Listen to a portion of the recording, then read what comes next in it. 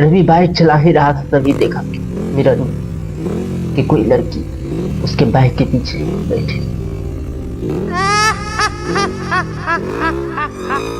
रवि को महसूस हुआ कि मेरे बाइक के पीछे कोई बैठा हुआ है। रवि ने शीशे में देखा तो एक सफेद कलर की साड़ी पहने हुई एक औरत बैठी हुई थी, जिसकी चेहरे आधा जली हुई थी। ये सब देखकर रवि बहुत ज्यादा डर गया। ये कहानी बहुत ही खौफनाक। यह सुनसान हाईवे रोड की। रवि जब अपने दोस्तों के साथ पार्टी करके लौट रहा था तभी एक सुनसान सी हाईवे रोड में उसे महसूस हुआ कि कोई परछाई मेरे पीछा कर रही है। रवि ने इसे नजरअंदाज करते हुए आगे बढ़ता फिर रवि को वो परछाई दोबारा दिखाई देने लगा। ये सब देखकर रवि बहुत ज्यादा बेचैन हो और घबराहट होने लगी। रवि ये सब सोच ही रहा था तभी एक औरत की आवाज चीख सुनाई। रवि बहुत ज्यादा डर गया और सोचने लगा इस सुनसान जंगल में आखिर कौन लेडी चिल्ला रही है, कौन सी औरत चिल्ला रही है और चीख रही है।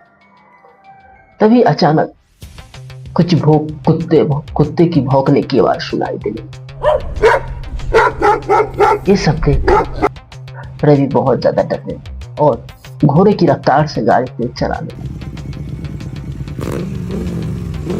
तभी रवि तेज गाड़ी करके चला ही रहा था तभी रवि को अचानक महसूस हुआ कि मेरे गाड़ी के पीछे कोई बैठा हुआ है। इस सब देखकर रवि ने अपने गाड़ी के शीशे में देखा तो एक सफेद कलर की साड़ी पहने हुई औरत बैठी हुई थी, जिसकी चेहरा पूरा अच्छा से भी नहीं लौक रहा, धुंधला सा लौक रहा। तभी रवि का गाड़ी अचानक से बंद हो गई। रवि ने सोचे ना, मेरी बाइक में तेल भी है, गाड़ी भी नहीं है, आखिर गाड़ी खराब हुआ तो हुआ कैसे। ये सब सोच ही रहा था रवि। तभी रवि का गाड़ी अचानक चालू हुआ और गाड़ी का हैंडल ऑटोमेटिक घूमने लगा इधर से। ये सब देखकर रवि सोचने लगा आखिर कि मेरे साथ ये क्या हो रहा है। ये सब सोच ही रहा था तो ऑटोमेटिक हैंडल चलते हुए गाड़ी एक सुनसान जंगल, जहां पे अजीब सी बदबू आ रही और वहां पे कुछ देर चलकर उसे एक टूटी फूटी सी एक खंडहर हवेली दिखाई दी। इस हवेली में टूटी फूटी खिड़कियां और दरवाजे। उस खिड़की के पास एक लड़की खड़ी जो रवि को अपने पास बुला। रवि सोचने पर इस सुनसान जंगल में आखिर लड़की है तो है कौन।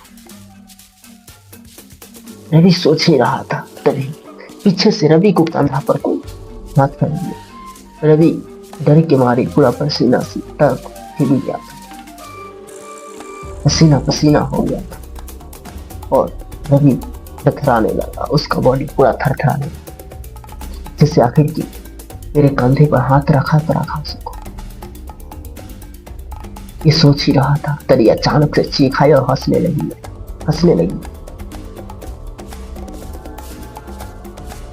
और बोलने लगी, तुम्हारे ही चलते मेरा मौत हुआ है, तुम्हारे ही चलते मेरा मौत। रवि डरे डरे, मैं क्या किया हूं, तुम कौन हो, क्यों हमको इधर लाई। उसने बोला, जब मैं रास्ते से जा रहा था तब तुम्हारे ही जैसा कोई गाड़ी तेजी से चला रहा और मुझे धक्का मारकर यहां से चला गया।